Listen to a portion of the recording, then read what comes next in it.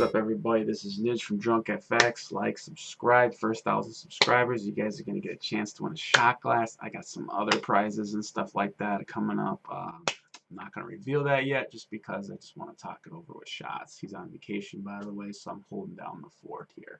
So we're going to take this shot. We're going to do this. 7 characters that should be in Smash Bros. I'm looking forward to see what this guy thinks. I also want to hear what you guys think, too. I have a list of my own, too, that I'm going to share with you guys after in the comments below. So, like, subscribe. Let's take this shot. And in mind, and let's here are do 7 this. characters who should definitely be in the next Smash Brothers game. Because I said so. Number 7. Yeah. Master Higgins. Adventure Island. Hudson's Adventure Island series. Yes. A unique look, a fun set of powers. God, I'm old. Aesthetic to the Smash Brothers' increasingly diverse set of backgrounds. Plus, you get to wail on people with This a ton. guy's How pretty cool is that? beast. Also, his appearance would mark the first time an actual person has been in the series. Seriously, did you know that? Yeah, see, Master Higgins is only his American name. In Japan, he's called Takahashi Majin, or Master Takahashi, and Master Takahashi is a real dude, a former Hudson executive and 1980s Japanese competitive gaming celebrity. So when Hudson was tasked with porting the arcade version of Wonder Boy to the Famicom as Adventure Island, they decided to distinguish the title further by replacing the hero with a video game version of Master Takahashi. So how cool would that be, right? Bonk! Oh Number my 6. God, TurboGrafx 16! Bonk was supposed to be TurboGrafx 16's answer to Mario. Instead, he turned out to be a precursor to Bubsy, Arrow the Acrobat, Awesome Possum, Gex, Croc, and every other mascot who never quite took. And that's too bad, because the games were good. Colorful, dinosaur-fighting action with a caveman who smashes stuff with his big-ass head. Hell, that alone makes him sound like a fun addition to the series. Never mind the fact that he's a key, legitimate piece of retro gaming history. Bomberman!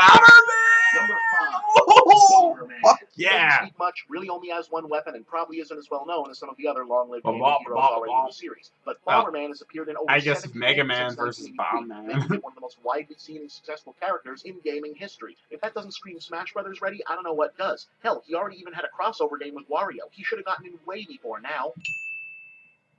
Nope. Number 4.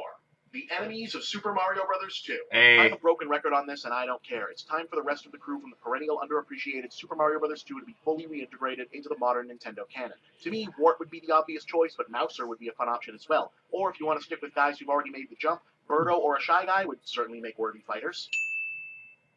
Whoa, Number Captain 3. N? Captain N.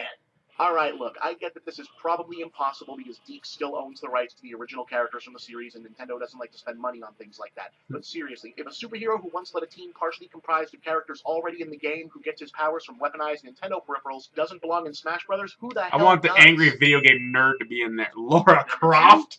Lara Croft.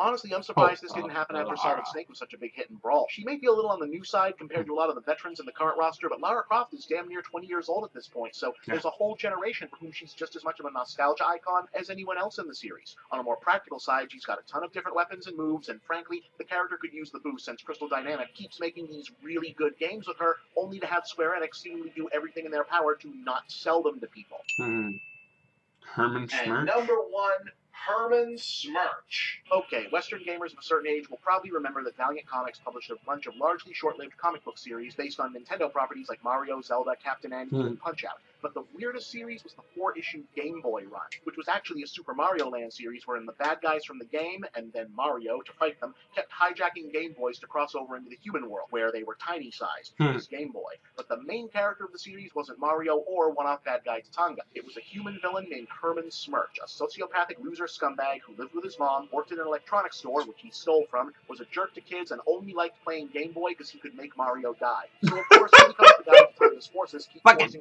Mario die. Even beyond the fact that Nintendo signed off on any of this, the series is wall-to-wall uncomfortable weirdness. Including an issue where Mario teams up with the U.S. Navy, outfitted his Skypop plane with real-world missile arsenal, and just bombed his enemies into submission. So why Herman for Smash Brothers? Well, why not? Basically a prototypical GTA protagonist who can summon tiny Game Boy guys? That'd be a formidable opponent. Or they could just let you play as Team Rocket, like people have been asking since the first game. Yes. I want to be fucking Team Rocket. That should have been the choice right there. Did you enjoy the show? If you did, please remember to like it, subscribe to this channel, share it with all of your friends, like and subscribe them too. They're very cool. Just like it. Remember to check out our previous episodes and also our other brand new show, In Bob We Trust. Like and subscribe to us too. Because I mean, hey, let's face it, we're awesome.